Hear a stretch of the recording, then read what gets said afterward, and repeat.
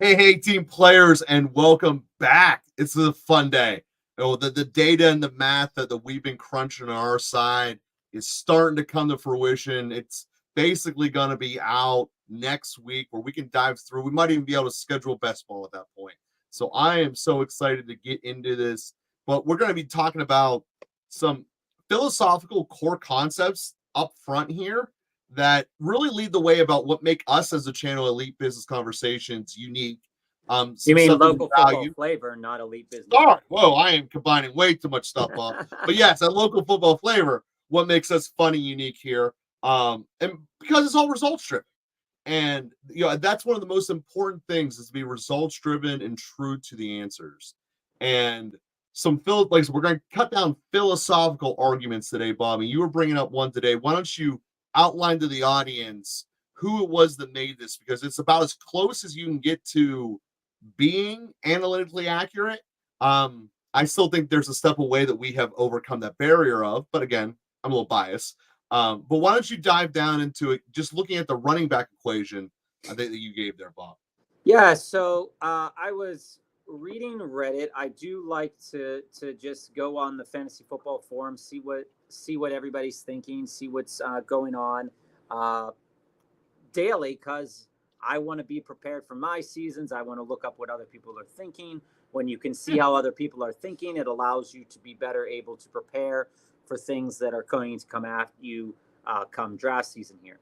So I came across this a person on Reddit on the Fantasy Football Forum posted an article by Ryan Heath or Heth, and it was about a concept called statistically significant weighted opportunities, and it was published on May 21st, and it's from fantasypoints.com.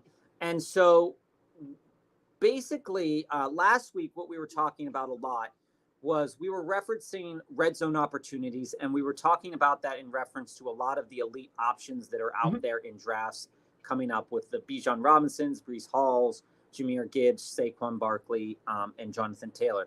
And we were discussing the concept of their situations, how those situations have changed, and how the opportunities could be either increased or decreased. So, what Ryan Heath or Heth has done here is talks about this concept and puts on, instead of just strictly talking about efficiency, because as we touched on last time, Tony Pollard had a lot of red zone opportunities, but that was because he was fairly inefficient in his opportunities. Nice way of putting it. And so we know that when we're drafting running backs, we're always looking for a running back that has volume. That's why when we've been talking, Joe and I have been saying, well, that guy's the starter. We hate that concept, but that's kind of what's ingrained in our brain is that the starter's going to get the touches. That's not always what happens. Sometimes that isn't what happens at all. And so you have to really look into it. And what Ryan has done here on fantasypoints.com is come out with this calculation of weighted opportunities per game. And what this takes into account is both opportunities inside and outside the red zone and assigns them value. So if you are a running back, over the past decade, a single rush attempt has been worth about 0.6 fantasy points, whereas a target's been about 1.53 in PPR leagues. That means that a target is more valuable, and that's why running backs get over twice as valuable. Exactly. That's why if running backs get targets and carries, we like that a little bit more. But we also like it when running backs get used in the red zone. So a lot of the David Montgomerys of the world, the Gus Edwardses that are on the 1 yard line, that aren't getting a lot of carries, and that's why they're not getting drafted in those elite positions because they have those issues happening to them. So these numbers are assigned inside the red zone, outside the red zone, and obviously carries and targets inside the red zone are more valuable than outside the red zone. But the difference between a carry, and this is where it's fairly interesting, this data. Even though the carries inside the red zone are more valuable because of the point scores. You're closer to scoring a touchdown. The difference in a carry and a target within the red zone is only about a difference of two times, Whereas a Okay. difference between a carry and a target outside the red zone has a differential of 3 times. So it's 3 times more valuable to get a target outside the red zone than a carry, but it's only about. And if you just think about that on the field, it makes sense why. Because if you're running the ball, you're running into the line. If you're catching the ball, typically you're away from other defenders, whether it be downfield or not. And you're more likely to have a higher average catching than running. Period. And so plus what the point per reception. What Ryan Heath's data has put out then is this idea of a weighted opportunity, is that you take that calculation, and the weighted opportunity is based on the average performance of all running backs. So the best running backs, you're going to get consistently outperforming the other running backs. Sure. And so you take a look at the stats and you say, okay, weighted opportunity is how many fantasy points a typical player would have produced given the amount of workload that player would have gotten. Yeah. And the data is interesting because there's this idea of these differentials. Then there's this talk of positive regression, and that and inefficient running backs and we talk about this a lot too, where inefficient running backs usually point to age or a bad situation. And even if there is a positive regression, they still might only be regressing to the mean or the average of these players. I'm going to give a couple players as an example, Joe, just so we can share this with the audience, because it is a really interesting piece of data that is out there for us to take in and then think about in the ways that we want to think about it. So last year, Kyron Williams, okay, his PPR points per game was 21.3. Another running back walking into that situation would have potentially produced, with the same amount of opportunities, 19.1 fantasy points per game. So you see him basically being worth 2 extra points a game. Right. You go to a guy like Josh Jacobs, where he was at about 13.9 opportunity or 13.9 PPR points per game, but another running back in that situation, or even him himself, if it would have been better, got what it should have gotten, 17.2. So that's a difference of 3 fantasy points per game. And going down this list, there are running backs that, like Javonte Williams, that we've talked about, that we're not fans of at all. We've also talked about guys like Raheem Mostert a little bit, and Devin Achane, which we're going to talk about a little bit more today. We talked about Jerome Ford. Now, Jerome Ford had 12.4 fantasy points per game, where another running back in that same situation would have gotten 12.1. Now, the outlier in all of this data is Christian McCaffrey. Christian McCaffrey's pulling above 5 points over the differential. So over the weighted opportunities in that given situation, because he's a freak. He's amazing. So, well, the other part of just the way that data is being calculated is here's my 2 big problems with it, and I want to show this here.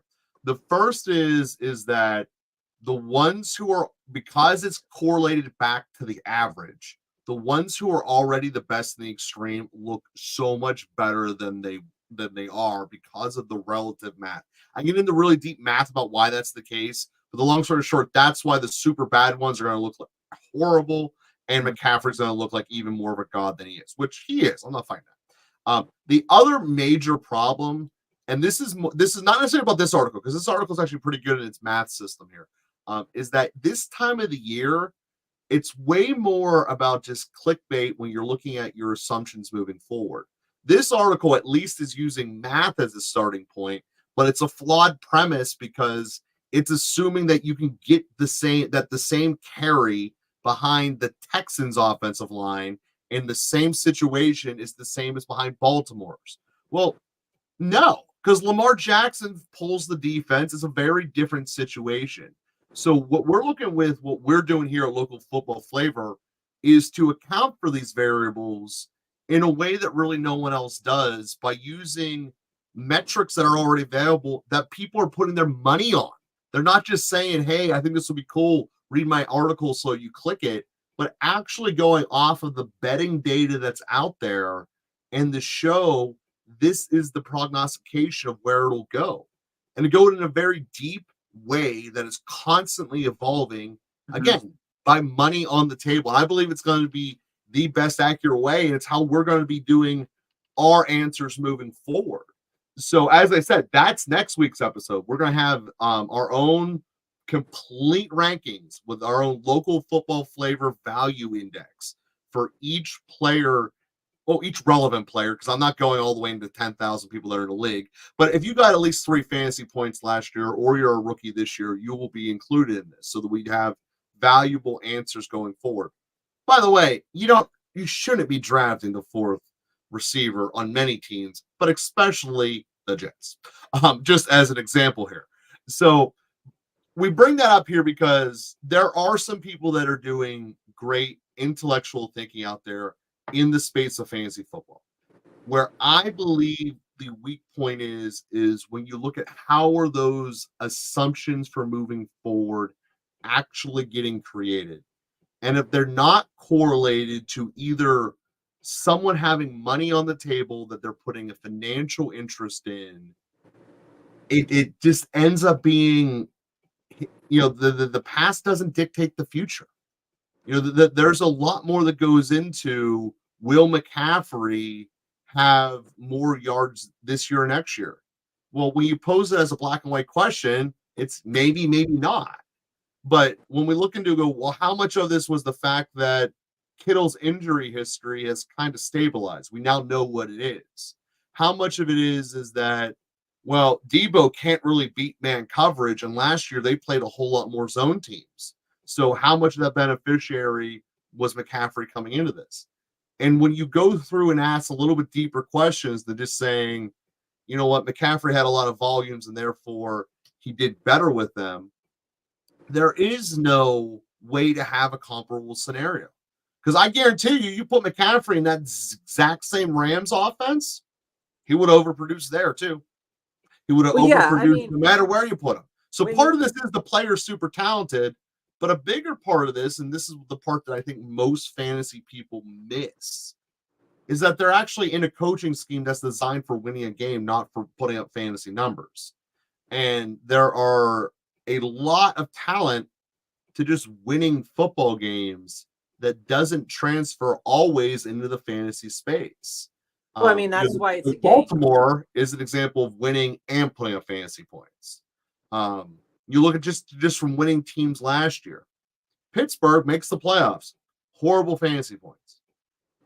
So there's an art to winning games without having the fantasy things behind it. And some coaches just do that or not, regardless of how sexy the pick was or the player was the year before, does not mean that you're going to get this rolling forward answer. This is the facts behind why we see players get overdrafted and why Bob and I have been doing landmine or bust for the last month or so, because people just look at, oh, what happened last year and say, oh, it's guaranteed to happen again. Almost without a doubt, Pittman is not going to be as solid this year as he was last year. Just to take one example, neither is Noah Brown. You can just look at these and go through them and go, there are some very obvious spots and pitfalls going forward that are projectable. And I want to get into a philosophical question now with you here, Bob. All of what we just discussed here was you want to have more volume. And yeah, it's a whole lot easier to get 100 yards when you have 10 balls thrown at you compared to 3. Absolutely. So I'm going to spotlight us down to Miami. When you look at the Dolphins passing game, they only had 2 players, granted amazing players, in all of their passing game, receivers and tight ends, that got more than 3 points per game in a PPR league. 2. Obviously, it's Waddle and Tyreek. My question for you is, from a structural building standpoint, do you want to jump on to that extreme volume usage, or do you step back and go, there's no way that they only have 2 viable receiving options? And now I use Miami because they're the sexy one everyone can think of. There's a number of teams that this is applicable to, but I'm asking starting point from the conceptual starting point. only 2 players, tight end and receiver combined, Yes and over no. 3 points per game. Yes and no. So when I walk into my draft, and when I'm building up to it, and we've been talking about this a lot, is that situations do matter a lot, and age matters a lot, and consistency matters a lot, and floors and ceilings matter a lot, and where you draft a guy does matter a lot. Oh yeah. So, for example, just taking Miami as an example here, would I want Tyreek Hill? Yes, I would want Tyreek Hill. Tyreek Hill has, there are games where, he didn't light the world on fire, but then there's those games where he was lighting the world on fire. And if I'm comparing, he won you the leagues in September. Yes, if I'm but we joke about winning the league in September, but it's fairly possible to rack up a whole bunch of wins in September and then trade them at a high value and get back something else. It's totally possible to do that. Now, when I look at why I want Tyreek Hill, why would I want him? If I go and assuming this is a 1 quarterback league, standard situation for wide receivers and all that, assuming that I'm not drafting number 1 overall, and assuming that I'm drafting 2, 3, or 4, you got a decision to make. We know that CeeDee Lamb is elite, but again, he's on. CeeDee Lamb's another one in this example, by the way. He's on another team that has. But again, usage-wise, he's another example of this. Him less so, I would say, because Dallas actually has a tight end, which is good for them, and they actually, but their running backs are less than Miami, so you got to take that into consideration as well. Yes. So when I look at CeeDee and when I look at Tyreek, if I'm wanting a wide receiver and I'm sitting at 2 or 3, I'm not going to pass on those guys because you can't. And I've talked about this with you last year, and I've talked about this with other people too, is that there are players that even if you don't like them are so impossible to pass on that it's just absurd to even think it. Like, for example, Christian McCaffrey. Everybody was at like, oh, I'm taking Jamar Chase number 1 last year. Oh, I'm taking J. Jeff number 1 last year. And we said over and over again, you take Christian McCaffrey. Christian McCaffrey. And he's the best player in the league for a reason. Even if you hate his guts, it doesn't matter. He produces. Tyreek Hill produces. CeeDee Lamb produces. And there's little to say to me that Tyreek can't and that CeeDee Lamb can't replicate even similar numbers as he did as previous seasons. I want to just, and then we look at Tyreek and we say, okay, Tyreek's schedule, not that great for Miami this year.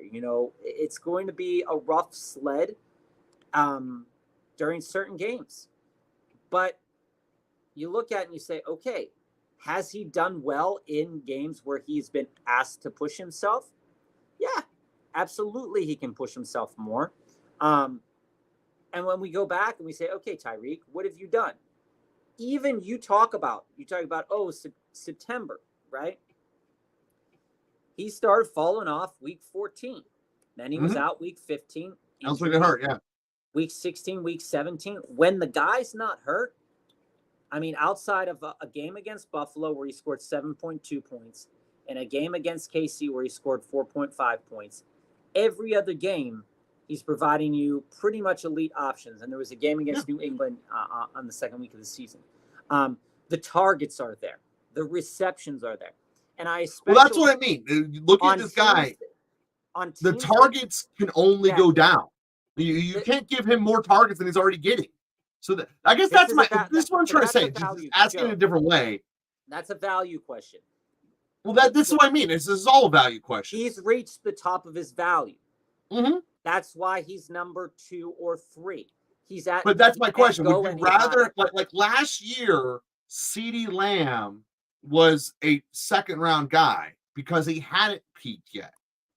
And my Yeah, I get question that. is, would you rather go for someone who still has upside to get more balls thrown his way, or do you want to go with someone that you just saw get it? Okay, so that's a different question Fair enough. Then because I asked the first question back. the question you basically asked first is what I want. Yeah. Is there other players that I would want more? Yeah. But at the position I can't take them. So you're not like last year, I liked Stephon Diggs more than probably anybody else in the world. You did. And um and although he didn't put together his best season ever, he still was really, really good for most of the season until In they a changed the PPR, it was, yeah. until they changed the coordinators out. Um, and he was tracking to be in that top three. Um, you know, if we go back and look at those wide receiver rankings year end, we probably had some guys that we wish we wouldn't have had in the list. But you learn from year to year. But back to your question here is, would I want Tyreek Hill? Absolutely, I'd want him. But do I think he has any more movement to go up? No. The guy is already elite. I mean, he's a record setter, and the the progress, you can't get any higher than pick 2. So what you have to, the only pick higher is 1. What you have to hope for, just like we hope for out of Christian McCaffrey on a year-to-year basis, is that they are able to continue to return the value of the second pick overall. So if I were to say, okay, who has the better opportunity to return the same value as they did last year? CeeDee Lamb. CeeDee Lamb absolutely has the opportunity to return the same value that he had last year as the number 1 wide receiver. The schedule, the strength of schedule is good. He's tracks very well. He got better as the season went on. The targets were crazy high, even higher than Tyreek in most games. So, but he's still younger than Tyreek. And that offense doesn't run through a running back right now. And so when we look at Miami and we say, well, they also have the explosiveness of Devin Achane. And that if Devin Achane ends up doing better than we thought he was going to do, then of course Tyreek's numbers are going to dip. Would I want both? Absolutely, I'd want both. But if we're talking about, has this player reached their maximum value? Yes, both of those guys. If you're looking for them to return any more than they already did last year, you would be dumb to think that they can do that. But if you're expecting that they return the same or a little bit less, then that's fine. On the other side of the coin here, when we look at those wide receivers from similar situations, Jamar Chase is another one. Jamar Chase, T. Higgins, we don't know what T. Higgins' situation is going to be. Joe Burr is, coming back hopefully healthy. Justin Jefferson, again, with a bad situation at the quarterback room. And Amon-Ra is not technically in a crowded wide receiver room in the slightest. So you say, okay, well, who has the opportunity to go up? Garrett Wilson, absolutely not in a crowded room at all. A.J. Brown, not in as crowded of a room as all. Puka, not in a crowded room at all. But again, these running backs you're starting to think about, okay, well, how do these, to your point that you made earlier, how do these offenses run? Are they going to start hammering the ball to this one player consistently and all the time? Or is it going to be more spread out amongst these players?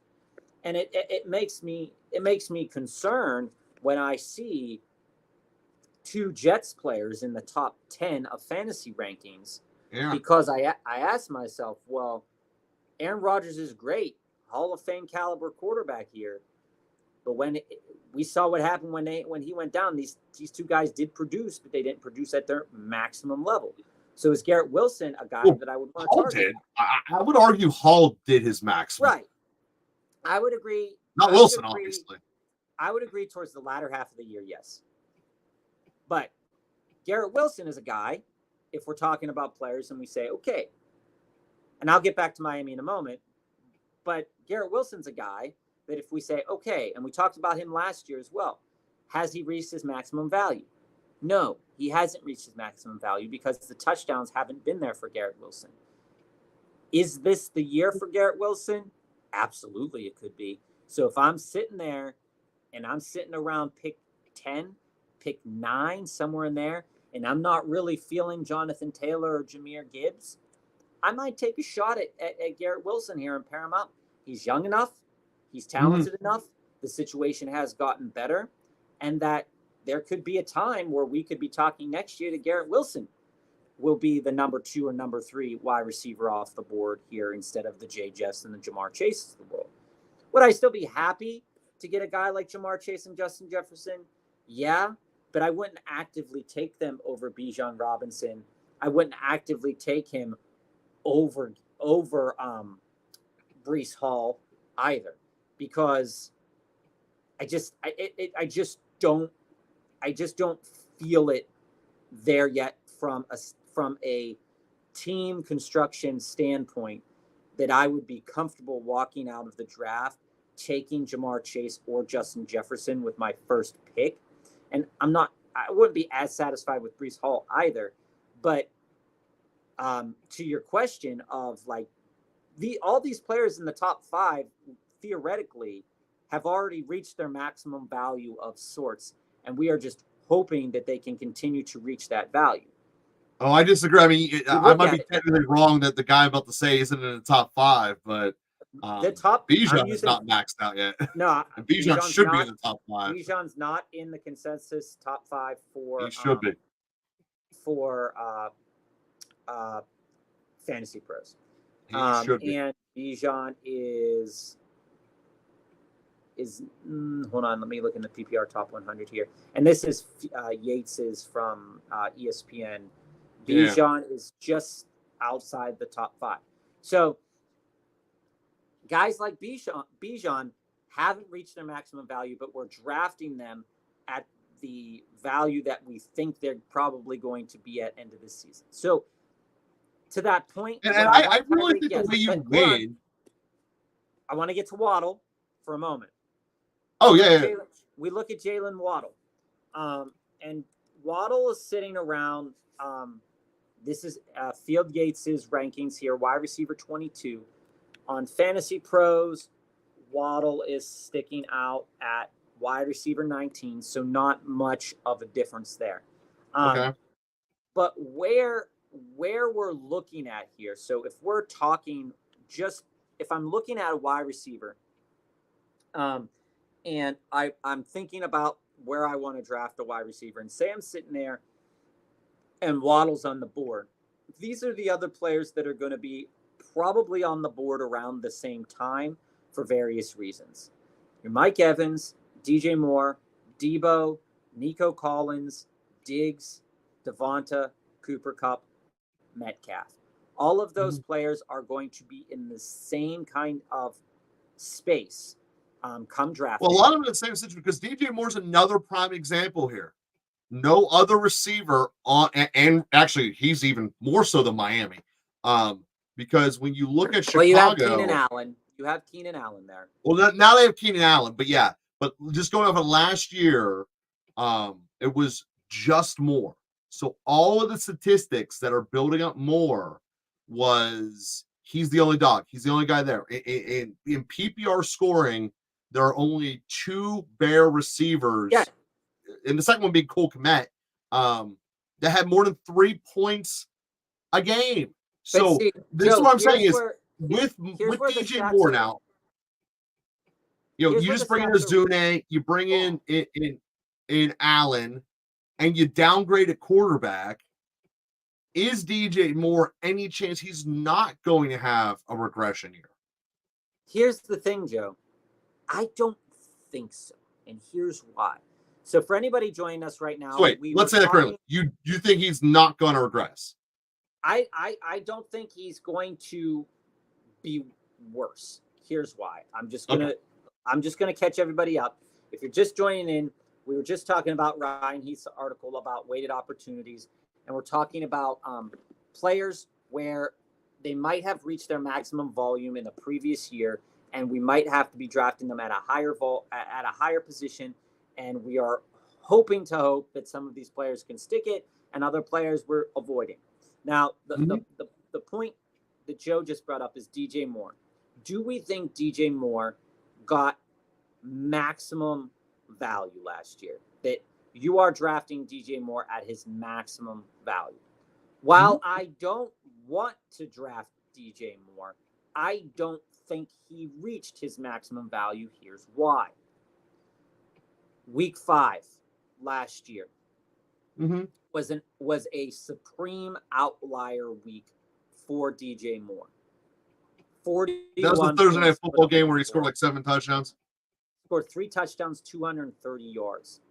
Yeah. If you take that out of the equation and maybe and he had 8 weeks under 10 fantasy points. 8 weeks under 10 fantasy points. So what I think about DJ Moore is that the stats are a little inflated because it came in one game, similar to guys like Devin A-Chain who put up a monster game in 1 week. And you have to account for that in how you're thinking about it. When I see 8 games and I see a player who target-wise in those games, outside of week 1, in the games where he scored less than 10 points, 8, 9, 6, 5, 9, 9. It's a lot of targets up to scoring points. Then 6 and 6. Okay. So we look at it and we say, okay, well, how many balls is he catching? And, that's in a standard league, right? In a PPR league, the value goes up because those receptions turn into points here. So in a PPR league, he didn't really have any games under 10 points, right? That's what I'm saying, yeah.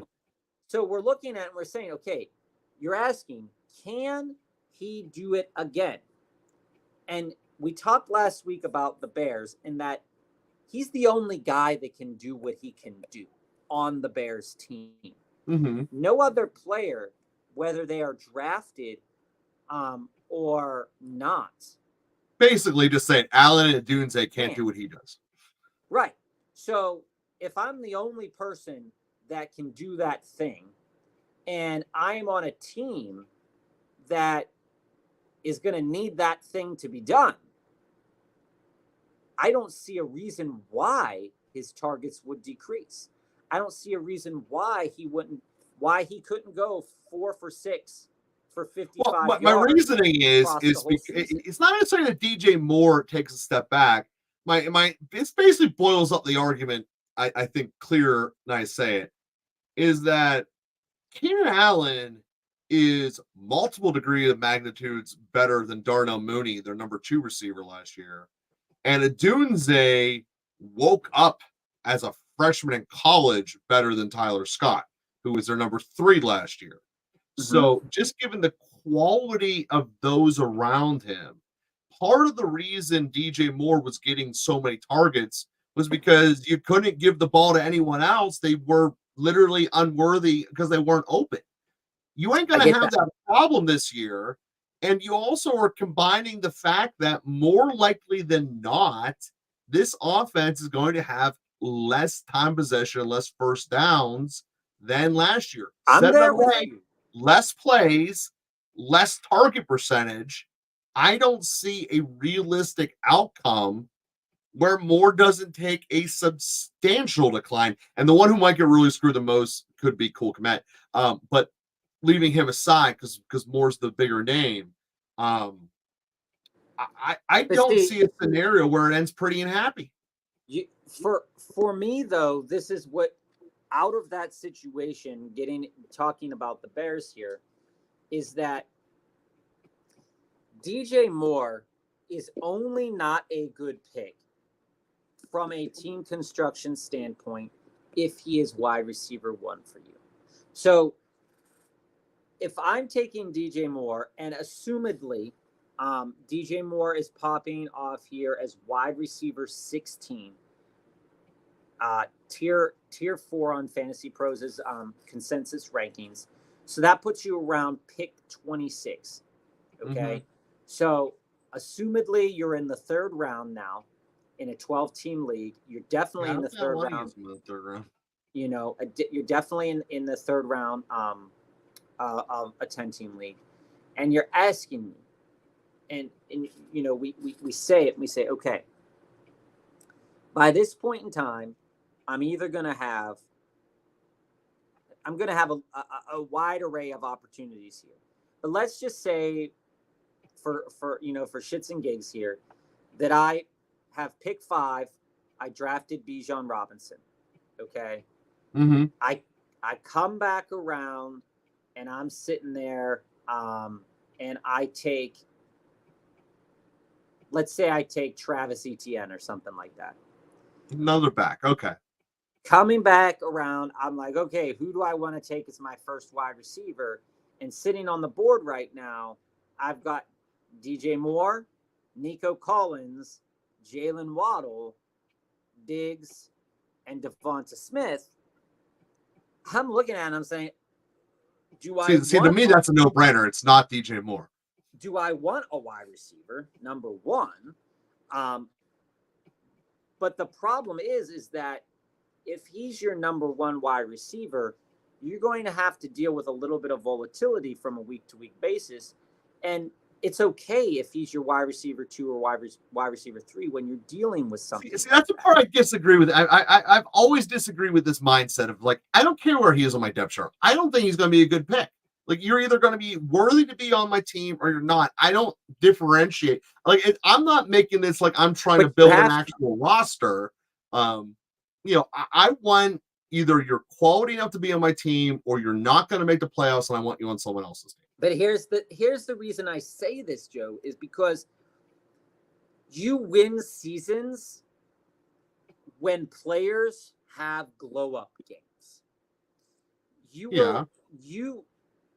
DJ Moore is the type of player, if Caleb Williams is the quarterback we think he might be, which not everybody does believe that. He's not. Could potentially have a lot of glow-up games where we're looking at 20 to 30 points in a PPR league, maybe 2 or 3 of those games. And 2 or 3 of those games are good enough to win you a week sometimes. Bob, to your point, there's people putting a lot of money out there saying that. The Chicago Bears right now are a favorite in 10 of their 17 games. Like, that is, there is money behind that statement. I don't personally buy into it, but there is people putting cash on Caleb Williams. Well, personally, I think DJ Moore and Keenan Allen could be landmines this year because you're drafting them they put up, you know, especially DJ Moore, to your point, put up phenomenal statistics last year, but you know, he's been on bad teams before, and to your point, you know, been the only show in town other than Christian McCaffrey. And with this year, with having more of the show in town, we question what that volume is going to look like from a wide receiver perspective. But again, what we talked about last week is he's the only guy on the team that does what he does. And so if the Bears are going to win games, that's going to be great. Now, to that end, there's a couple other scary guys in this framework. Jalen Waddle, Nico Collins, Diggs, Devonta Smith, DK Metcalf. Yeah, I want to hit Houston up if you're okay with that. Yeah, so when we look at Houston, CJ Stroud had a great rookie year. Mm-hmm. Is he capable of doing it again? Yeah, there's no reason to say that he can't do it again because they have a good coaching staff. Mm-hmm. They've got a great collection of players. Will the Houston Texans win as many games as they did last year? I don't know. Will CJ Stroud be able to put up the amount of numbers that he put up last year? One could say that he could, because I mean, we talked about him a couple weeks ago, and I would rather take Patrick Mahomes over him if given the opportunity in fantasy drafts. Well, sure.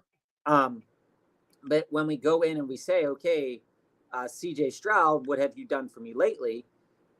Last season he was quarterback 13, and now we're putting him at quarterback 5, right? So he came out last year, 23 touchdowns, 5 interceptions.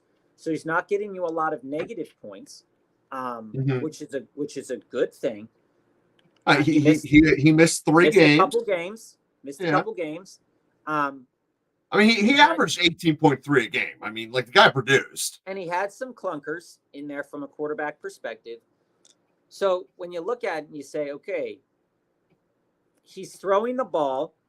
He had his highest number of attempts in a game was 44.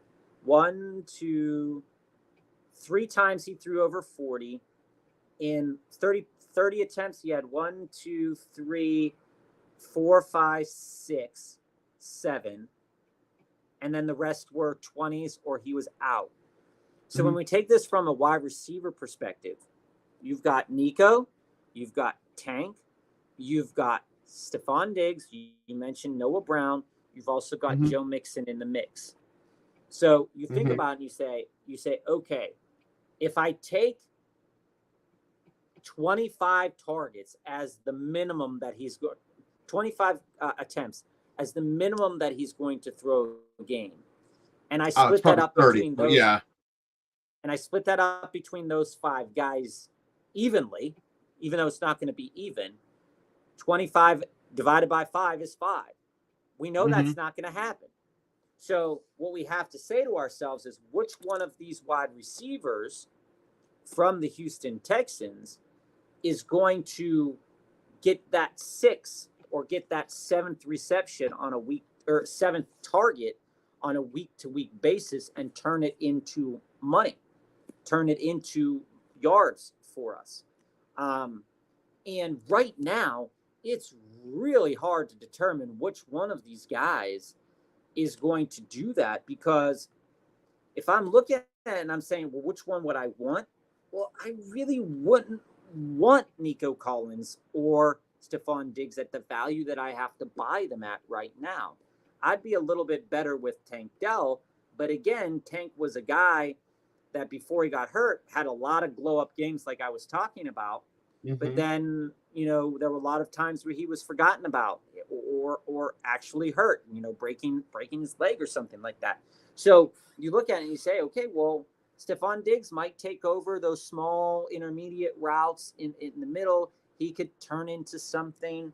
His receptions, maybe he goes. Well, I think the second half of Diggs' career is going to be Keenan Allen. He's going to look just like Keenan Allen. First down and out of bounds.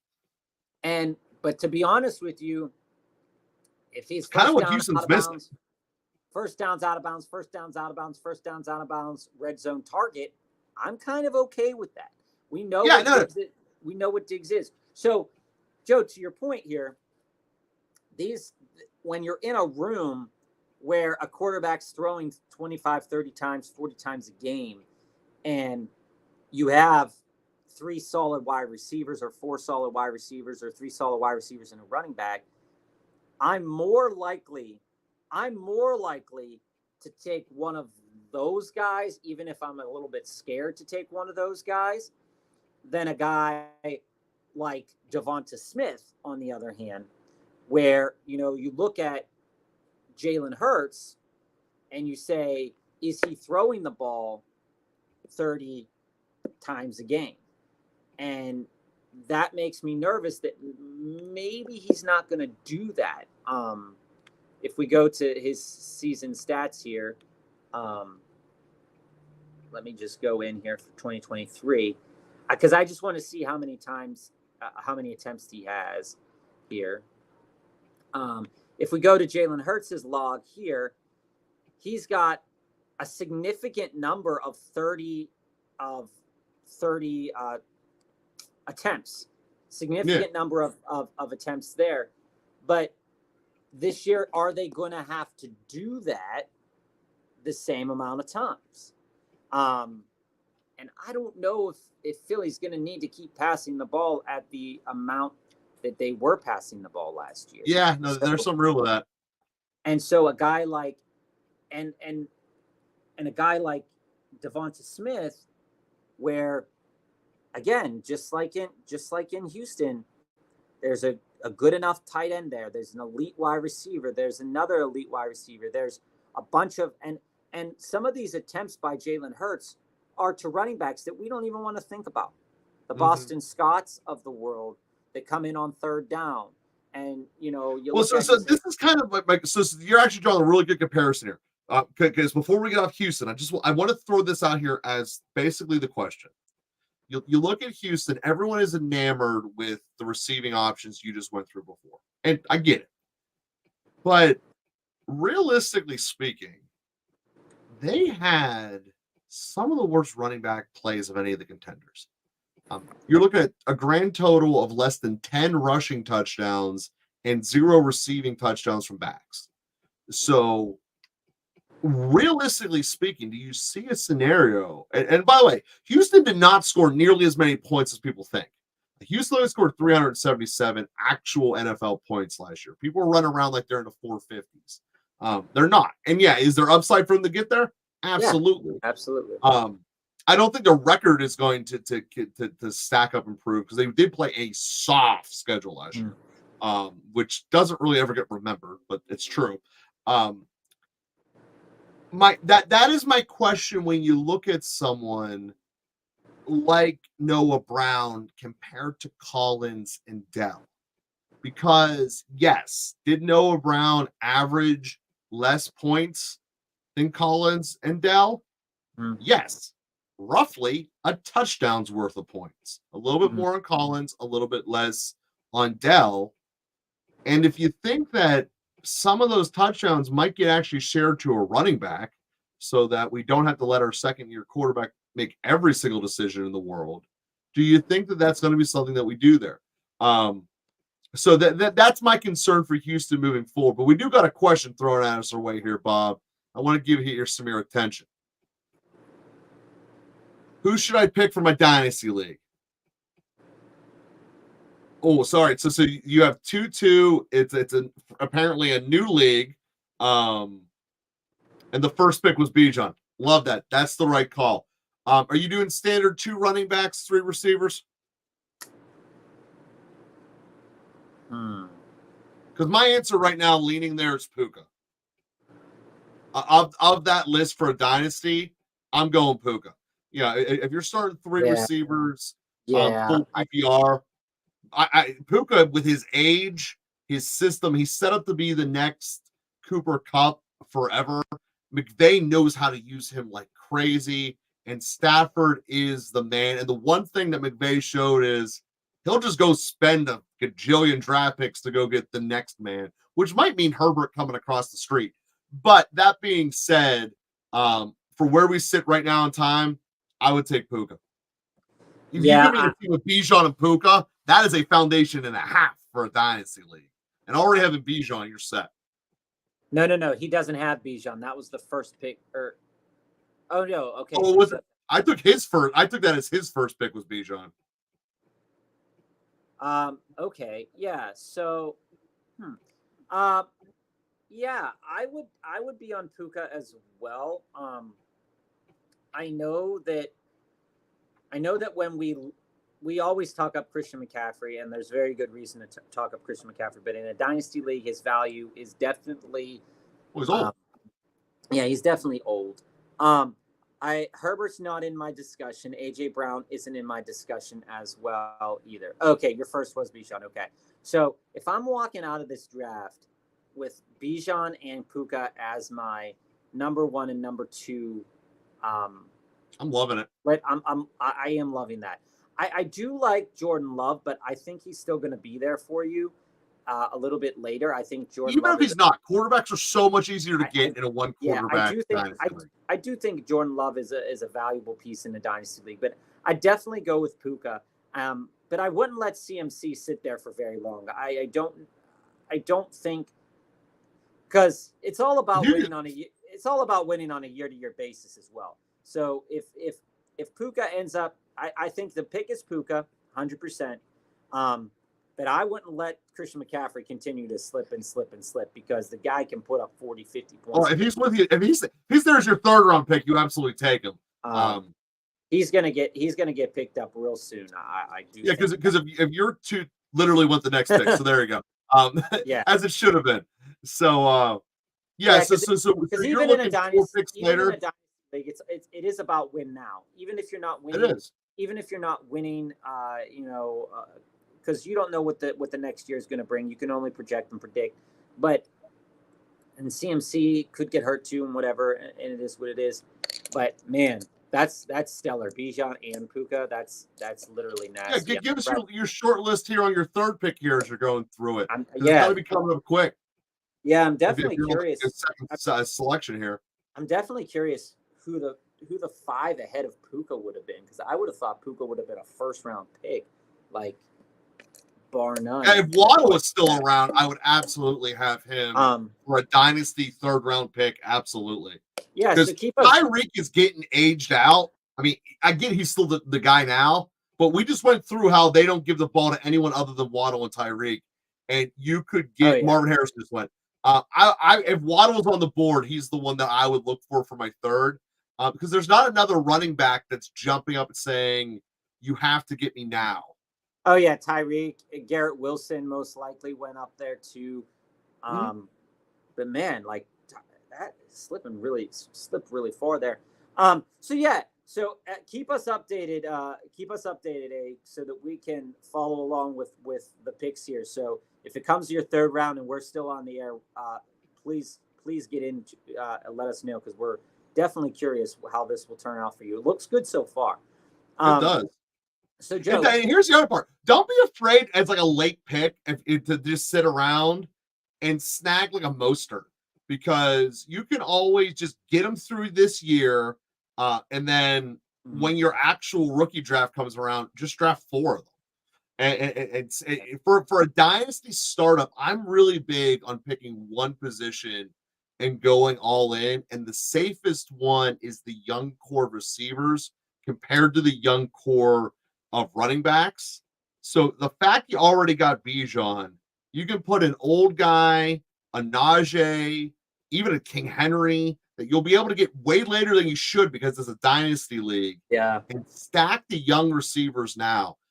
Olave is a great pick for dynasty because New Orleans isn't going to suck forever, and he will be the resurgence. Again, I can't tell you how much I love Waddle. These are the type, maybe even a George Pickens. If you think that Pittsburgh's going to learn how to throw the ball now that the worst quarterback in city history is gone. Not that high. I wouldn't have done I mean, 4th round will be a thing, Bob. I'm just talking about the young receiving core that's out there. I'm much, much higher on for building a dynasty league from scratch, of starting up, going all in one position. That way there's no questions. I'm stacked. I even have an extra 1 or 2 at receiver. And then it's like, all right, well, now we can talk about trades. You also going to do the exact same thing since it's win now node. So Kelsey's going to drop. You can take Kelsey and then just, like I said, take a punt on a younger one.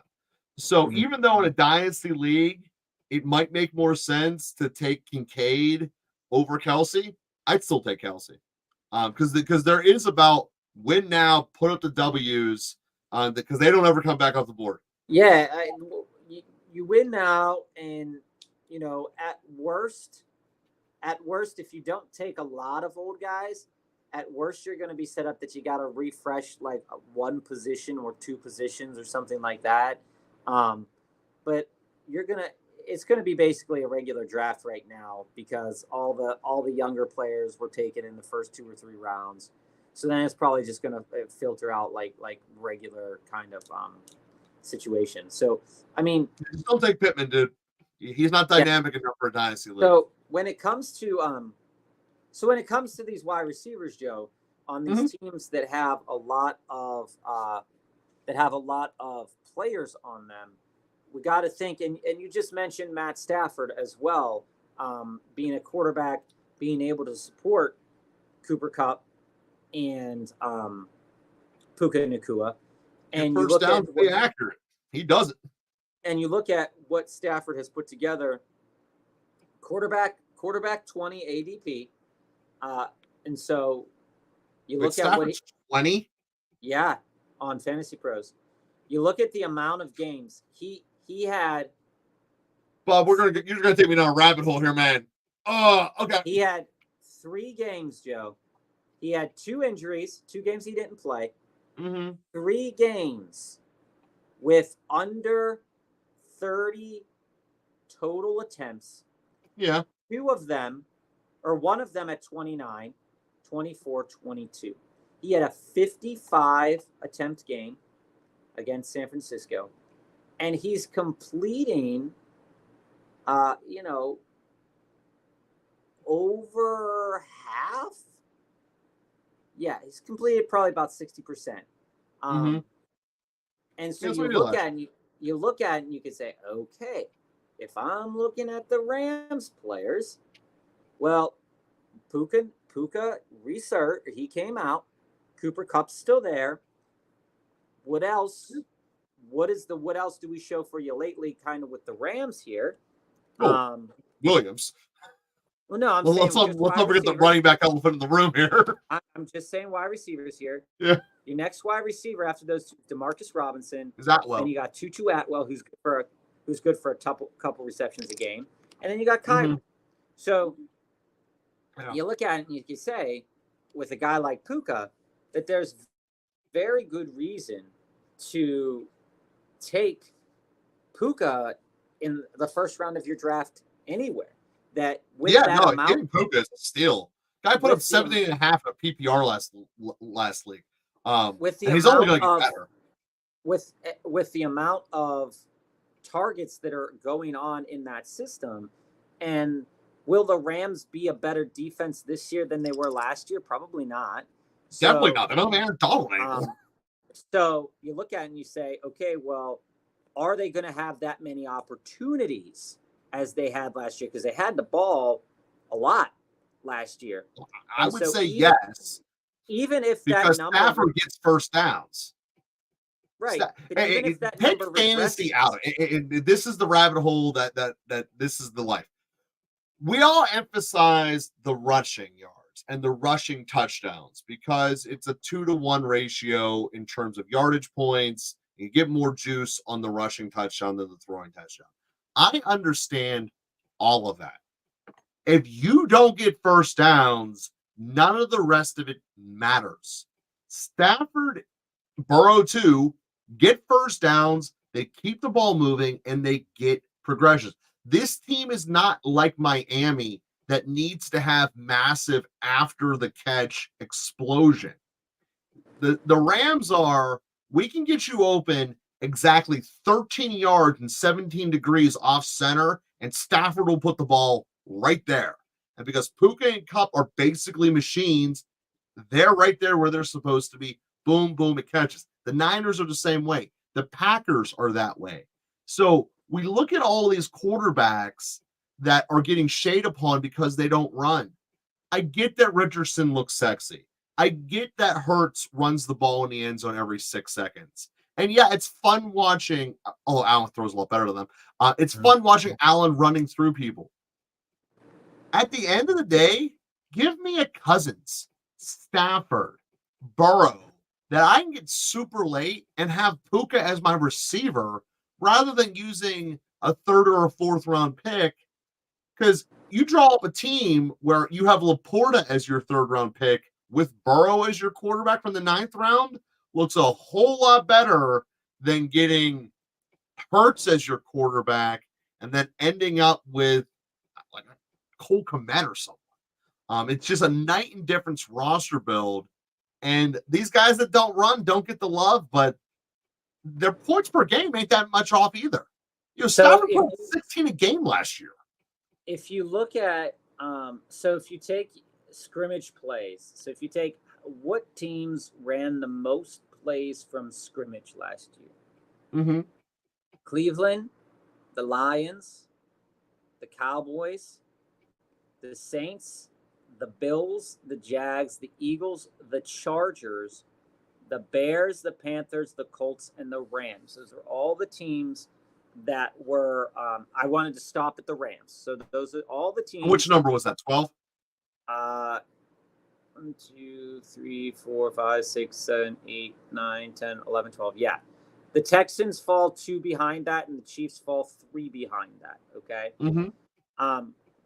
Scrimmage plays that the Browns ran was 1,187 scrimmage plays. But when you look at their percentage of reception first downs and rushing first downs, they had 173 receiving first downs and 121 121 rushing first downs. Mm-hmm. You look at the Rams, they're at 2. They had less plays. They had almost 70 less plays from scrimmage, which is a game's worth. They had 206 passing first downs and 110 rushing first downs. You brought up the that's because the kind of runner they are.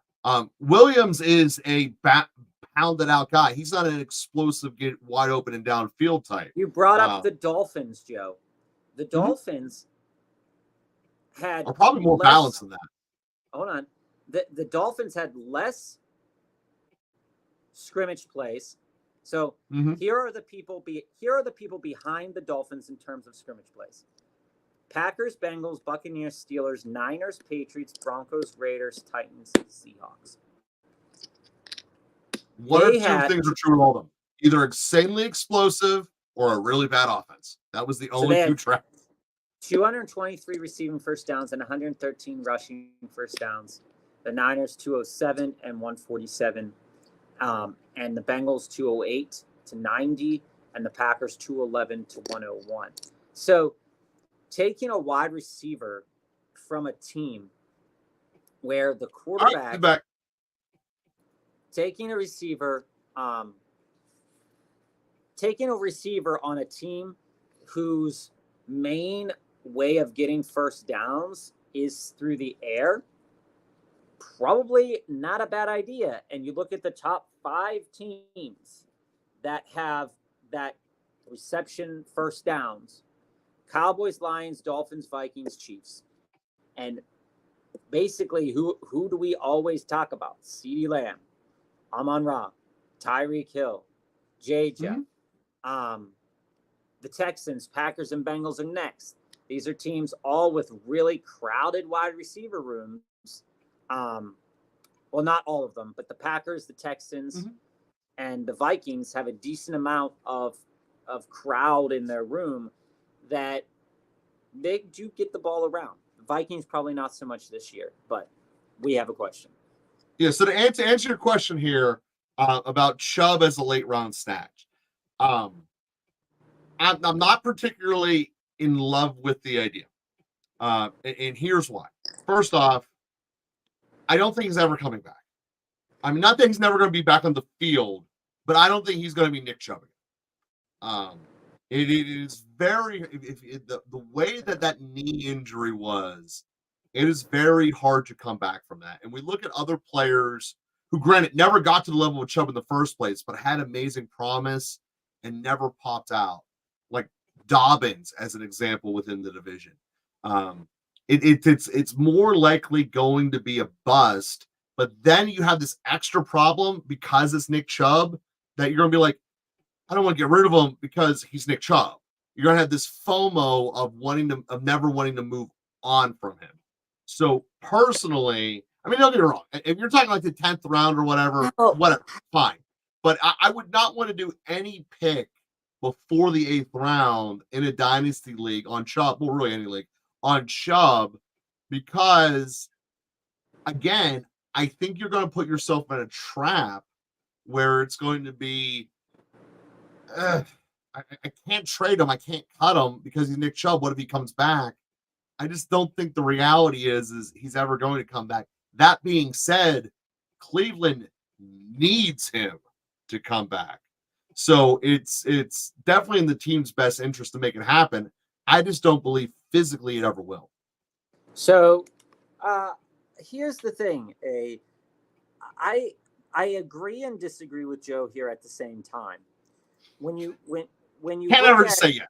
the FOMO is real. No, the FOMO is 1,000% real, and it definitely when we look at players like the Austin Ecklers of the world, like the Nick Chubbs, like Justin Jefferson last year, where there was a point in time where we all needed to jettison a player. We all needed to trade him away, but we were worried about the low value. We were worried about not getting back value, not getting back. We didn't want to miss out if he came back, if this came back. With Nick Chubb, we knew he wasn't coming back. But, if in a keeper league, is he going to come back? Do I keep him? Do I keep him over these other guys? And, right now, it's really, really hard to say without a shadow of a doubt that he's going to be back. He's not participating in OTAs. He's really not doing a lot of activity. We saw TJ Hawkinson go down. His knee exploded. Let me finish. We saw TJ Hawkinson go down with a major injury, halfway through the season or towards the end of the season, and he's not coming back until halfway through this season. So Nick Chubb is going to be in that. I don't think anybody is going to take a chance at Nick Chubb above the 8th round. Joe's absolutely 1,000% right on that one. Now, do I think that I would want to take a shot on him, or as I like to call it, a flyer? Yeah, I think that taking a flyer on Chubb, because if I'm taking him no higher than, say, the 10th or 11th round, I will have already gotten together my team pretty much and say to myself, okay, well, the only value that Chubb has to me right now is I'm not going to play him the first game he comes back. I'm not going to play him the second game he comes back, probably. He'll play him the first year he comes back. But does he hold value? Absolutely, he has the value that it could be worth him. I would rather take him over, like some rando dude that I'd rather have Josh Jacobs. We're talking old guys and all that. But Josh Jacobs isn't going in a later round. That's true. Well, all right, so here's my big specific Chubb role. It really depends when you take him. Is he you say a late round snatch? It really depends on how late round and how comfortable you are in your running back room, because see, I'd rather take a flyer on Fields at the pick when you would have taken Chubb.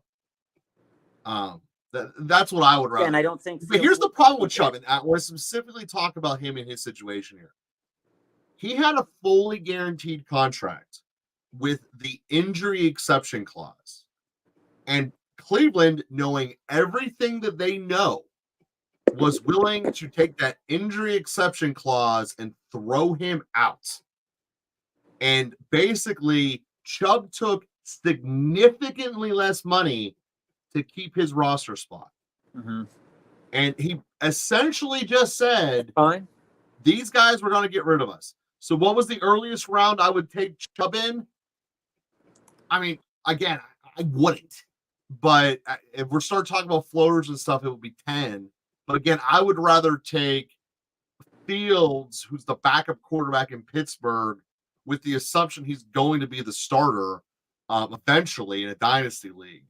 I'd rather take a floater on him because there's upside. I don't think you're ever going to see the upside of Nick Chubb again in any capacity. As a I say that because it's sad, because I love taking Nick Chubb. As a reference point there, on Fantasy Pros consensus rankings, which we do reference a lot, in their dynasty rankings, he is the 33rd running back off the board. In their overall rankings in dynasty PPR, he is, my computer's running a little bit slow here, he's 107th.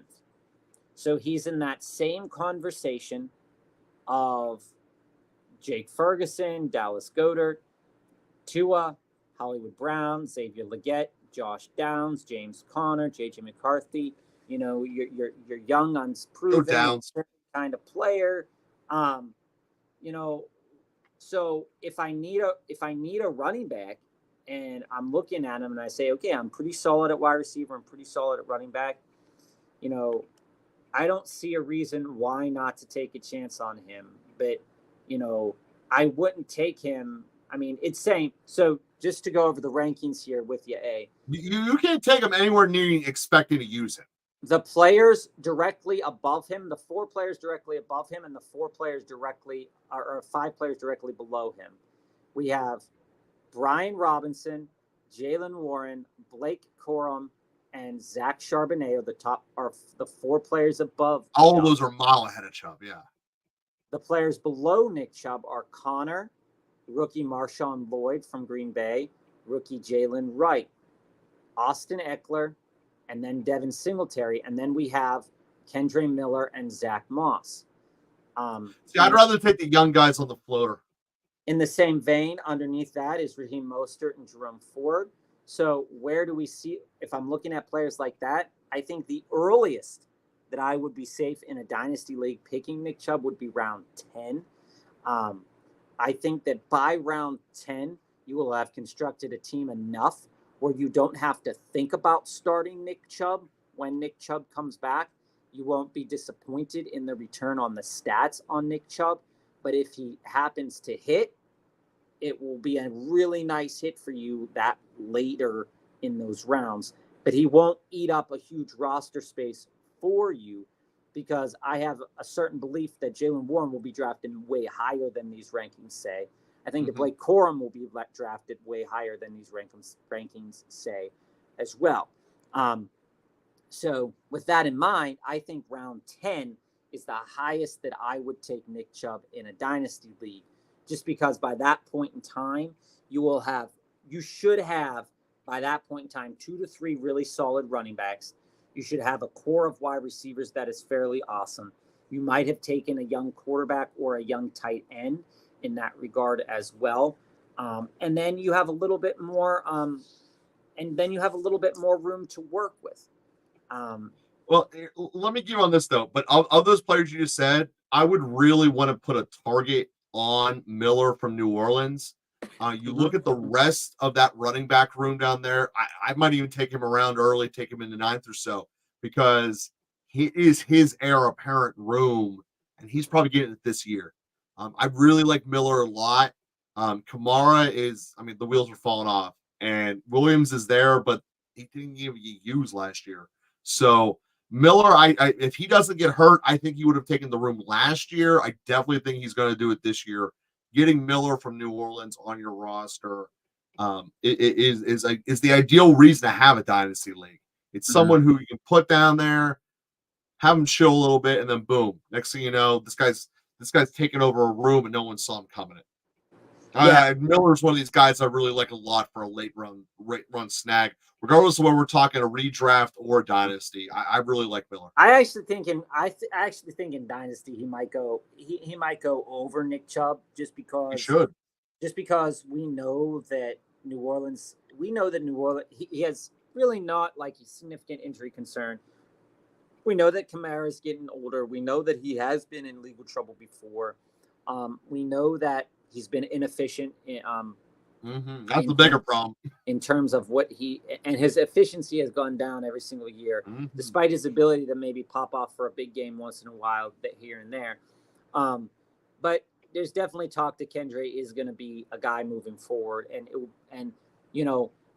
looking at Kendre and looking at Chubb, heck, if you can take both of them, I mean, that you're probably going to get pretty good value out of Kendre. And, in dynasty leagues here, I mean, Chubb in the 10th round, like I said, isn't gonna make or break your team. The FOMO, like Joe spoke about, is definitely real. And, speaking of FOMO, this gets us into a couple other situations and players, whether we talk about, keeper league rankings, fantasy, or just in general, regular redraft stuff. So I hope that helped. I hope, takes it into perspective a little bit, knowing that the injury is a huge concern, and guys like TJ Hawkinson or big injury things, it's definitely some worry in there. He has the chance to be like Jonathan Taylor was a couple years ago. He has the chance to be like Christian McCaffrey, but that injury was pretty devastating. It looked pretty bad, and you do want to caution against that. But a player that I don't have FOMO with, Joe, and I want to ask you about this because this is a player that's been brought up a lot, and it's a player that he's the guy, right? And it's a player that we've taken on best ball teams before. It's a player that we say, oh, well, that player's hurt. He's got to get the carries, right? The guy I'm talking about is Zamir White. Oh, yeah. I don't understand it. Help me understand Zamir White, because to me, Zamir White fits that Alexander Madison situation that we were in last year. Right? Just the situation, not the type of player. But yeah, you're right. You should. He fits that. Back a couple years ago, the Atlanta running back, Mike Davis, the Mike Davis situation, where we're all in. We're like, oh yeah, Mike Davis, he's the guy. He's getting the carries. He's got to be the guy. You can also in the chat talk to me about Zamir White. Make me love Zamir White, Joe. See, A says he's the future here, and I get it. I want. Everyone was in love with Jacobs. Jacobs was probably maybe the most underappreciated running back of the last 5 years. Guy led the league in rushing twice, I believe. He was a beast. He just was a Raider, and they didn't win anything. But he wasn't Henry, where it was, there's no doubt we're never putting a good guy on the field. You even saw last year when Tennessee had Spears. Spears got roughly a third of the action relative to Henry. And I think what you're kind of seeing from the Raiders is that they're not sold on him. But they are. No, that's the thing. They say they are. No, A will. But they didn't have a chance to get a different option. No, A will tell you this because the stats back it up. By week 15, he had 3 games where he had over 70% of the snap share. Okay, I get that. So that was the tryout. They let the contract of Jacobs walk. And this is why I'm nervous. I still think it was the right economic decision. And Joe, this is why I'm nervous too about Zamir White, is because we have seen running backs end the season really well, and we thought that they were going to be the next big thing. And some running backs, yes, they were the next big thing, but it's oh yeah, that's what I'm saying. The game against the Chiefs was crazy good. Absolutely crazy good, and that's why I want to love him. I want to love him because of the game against. You want to love him, baby. I want to love him against the Chiefs because he put up 22 carries, 145 yards. Right? I want to love that. I want to make sure he can do that. And you can talk to us about this too. Will that Raiders team that supports Zamir White in this situation be the Raiders team that we get this year? Or will this Raiders team not advance further with Aiden O'Connell? And that's kind of the biggest question mark here with Zamir White, is because I want to love him. You better be starting for them. I want to love him. And the rankings tell me that I should love him where I can get him at. Because true. If I have to make a decision between DeAndre Swift and Tony Pollard and Zamir White, I probably want to take Zamir White. Yeah, hard to fight that. But here's the problem with White, and this is like I said, this might just be FOMO. I want to have FOMO about the guy. Well, so that they went out and got Madison, right? So Madison's their number 2. Madison has really never pushed someone to be the dominant. Garbage. We all know Madison's garbage. Yeah. But he's their 2. So you look at this kind of ipso facto, be their 5. They kind of have to give the ball to White. My bigger thing and the volume is there. Yes, the volume is there. I look at the Raiders, and this is going to sound crazy. I think they're coming second in that division because no one's taken over the Chiefs. But I think there's a chance that they become second in that division, basically playing the way that the Colts play plus Devontae Adams. Did you run their numbers? What's their win-loss potential total here? So right now, the markets do not like Vegas nearly as much as I do. They are a favorite in 7 games, or correction, they are a favorite. Their current line is 7.5. Okay. They are only a favorite in 2 of their games. Okay. Both of which being the ones against Denver. Okay. And but the line's at 7. I really see that division as being Denver super sucks. The Chargers are going to take a year longer than people want them to. And the simple fact that Devontae Adams is the second best player in that division is going to put them in second. I mean, that's basically how I'm boiling this down. I'm pretty sure that even though they're deep, that if Crosby keeps it up, which there's no reason to think he won't, that this team can really they're not. Yeah, Tyree Wilson needs to learn how to give them a pass rush. There's no way around that. But the way that this team is constructed is better than Denver by a lot.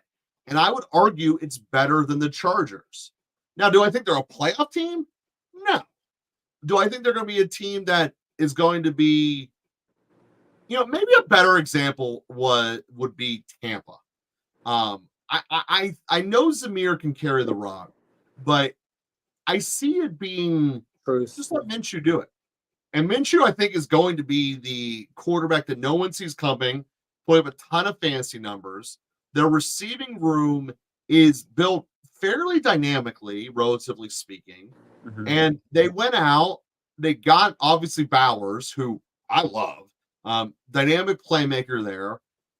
I would really argue, kind of let's just do this the way Al used to do it. Go downfield, shuck it. And just the only difference between this being 2024 football and the high-flying 80s is that we're going to do swing passes instead of handoffs. Mm-hmm. Like I said, I don't see a scenario where the Raiders are drafting. Christian, I can see a scenario where they're drafting in the top 5. But I see a much more likely scenario where they're second in that division.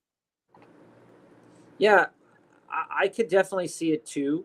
I could also see a scenario where the Chargers are second in that division. George is back. George, welcome back. So, yeah, Bowers is an elite level of talent. They have Michael Mayer. They have Jacoby Myers. They have Devontae Adams.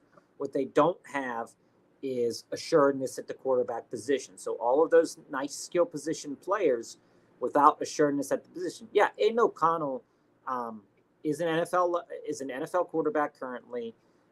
And he helped them. That's good mention. He helped them to be successful. We saw what Gardner Minshew did for the Colts last year, and Gardner Minshew is a very capable starting quarterback as well. And we say to ourselves, okay, can Gardner Minshew be more efficient than Aiden O'Connell? Absolutely. With a more efficient, we saw what a Gardner Minshew run offense with all the coaching staff there in Indy, what that did for the running game. I mean, Zach Moss, we noticed Zach Moss was a good number 2, but we didn't know that he would be an elite number 1 option in the games where he was the number 1 guy. So you look at it and you say, okay, well, can we see that here out of Zamir White? Well, yeah, depending on that quarterback situation. And I want to love him. I want to love him for that game that was there. And I kind of, the more I talk about it,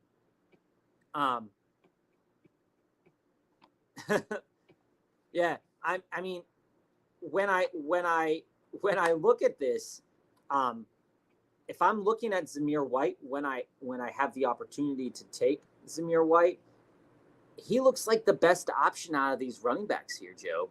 And it's more of a reason to love him. For that neighborhood, yeah. He's probably going to be a guy who's going to start creeping up because of the fact that Madison ain't taking his job. Mm-hmm. But again, I tend to prefer having the running backs on teams that are going to be winning records. So to kind of get to Big George's question here, I think the Colts going to have a winning record.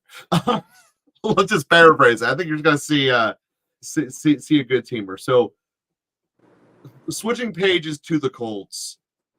I love getting the D line build up in the draft. I know that you guys were disappointed. You wanted Bowers to fall to you. Just talking about the Raiders here.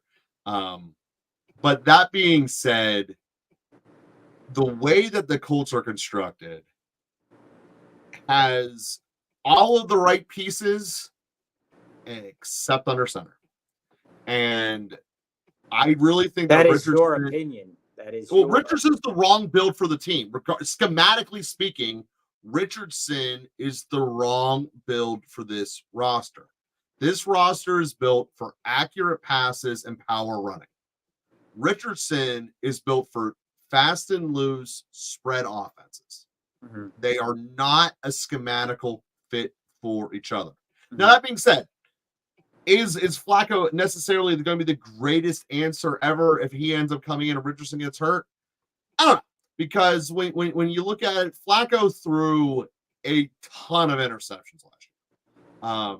And I like what the Colts are doing, trying to build the pass rush first and foremost, almost in the vein of the old school Peyton era. But what I love Mitchell correction. I love Pittman as a volume guy, but he doesn't really give you anything after the catch. Mm-hmm. He's not the explosive type. So then it has to come down to Downs, which again, great when he's healthy. So I like what they could be.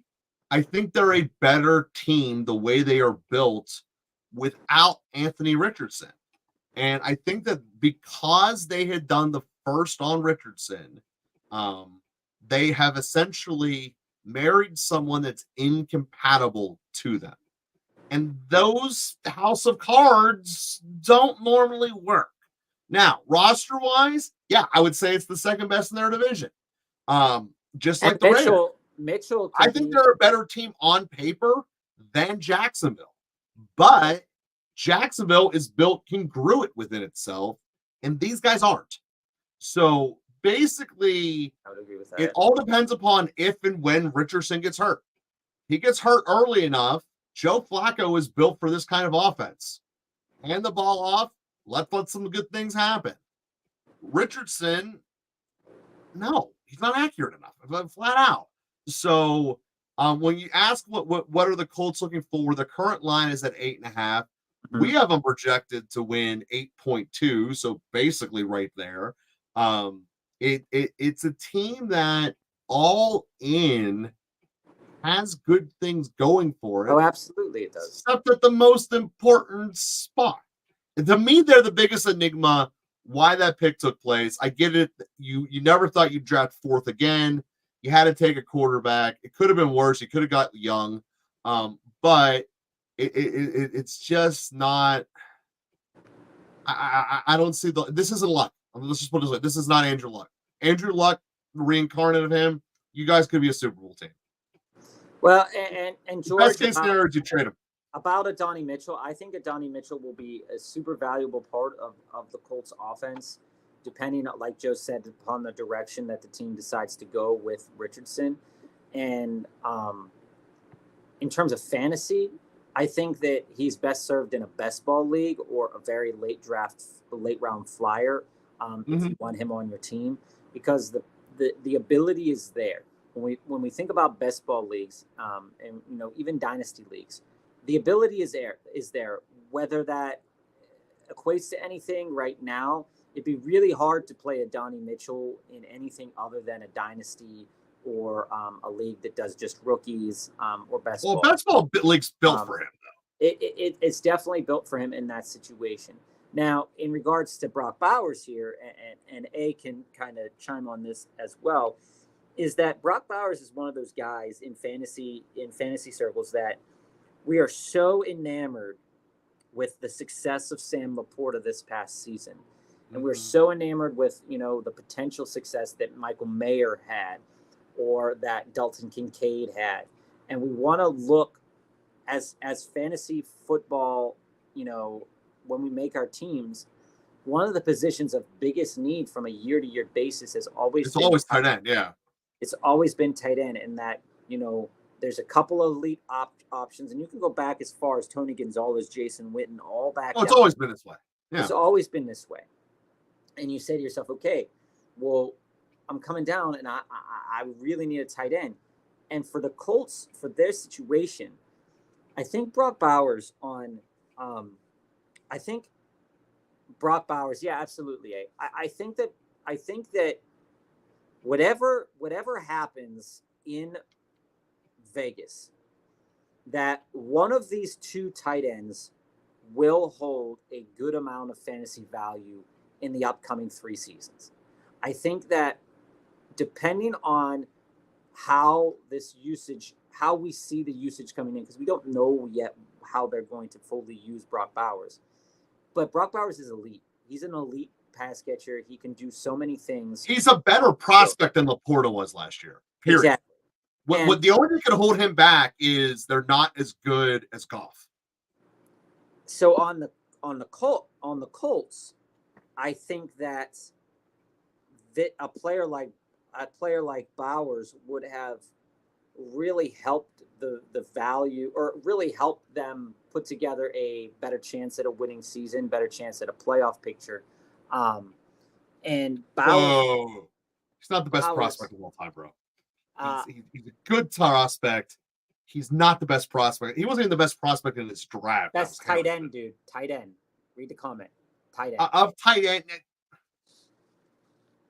I mean, yeah. Gronk was still a guy. I mean, yeah, but we're talking.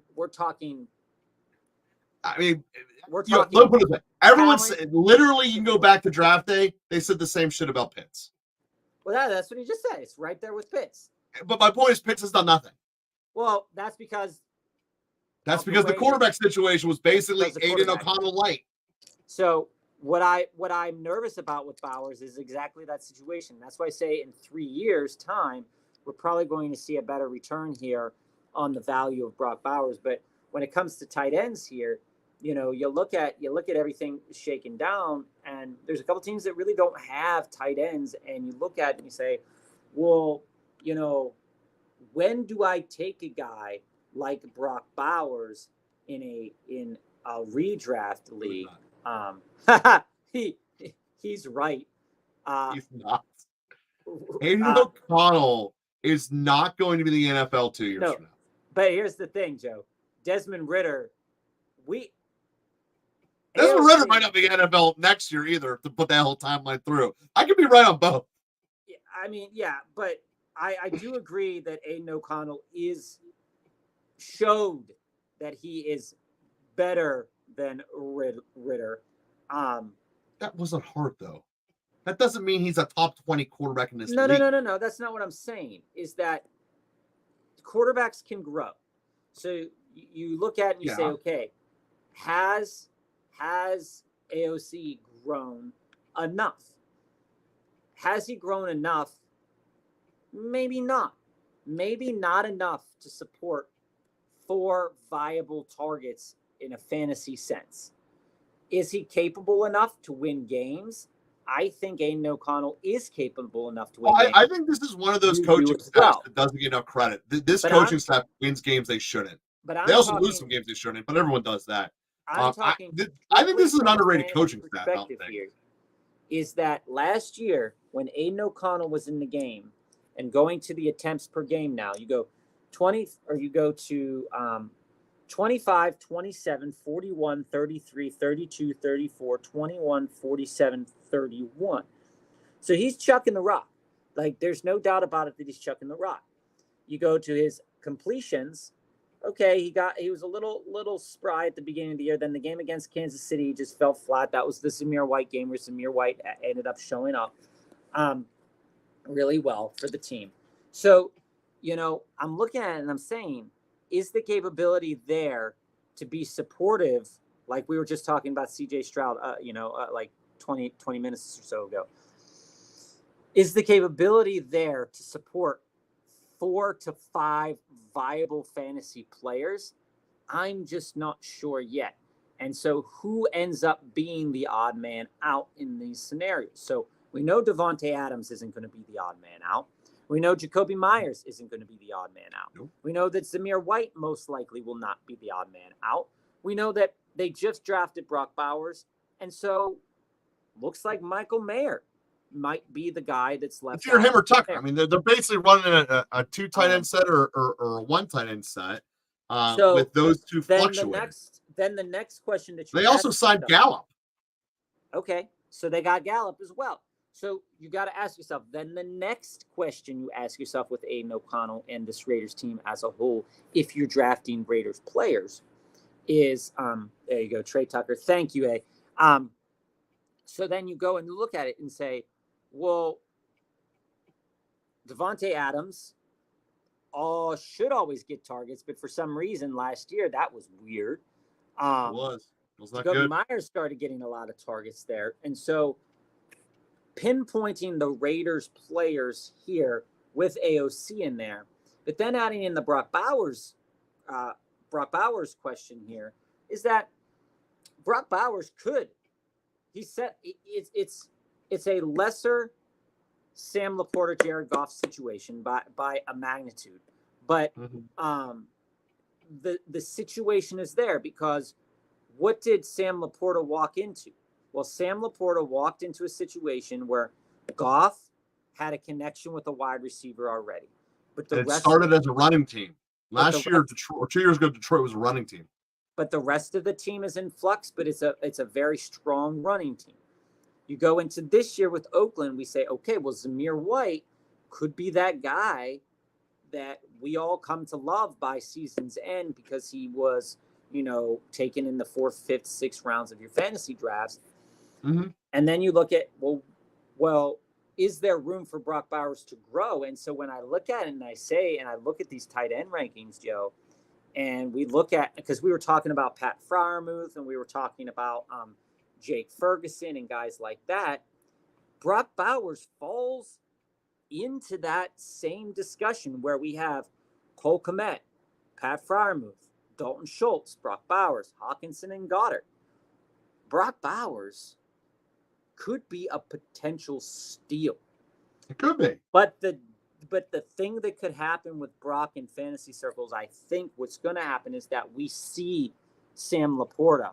We see he's going to get overdrafted. Yeah, and we get FOMO and we overdraft him when a guy like Kyle Pitts is still sitting here in that same range of players who's just upgraded a quarterback situation, finally has a good quarterback.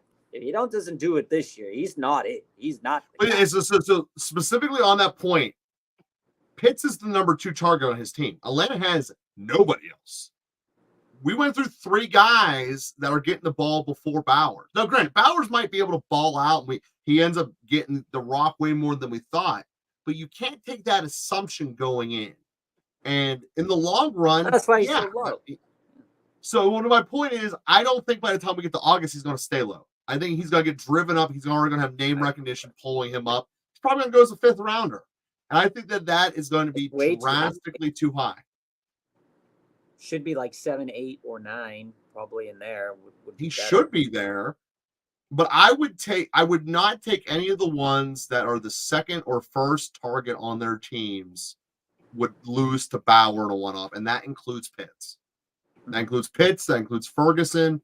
I don't want to take any of them. And wait, you don't want to take better or worse, Freiermuth in that category too. The number 2 target on his team.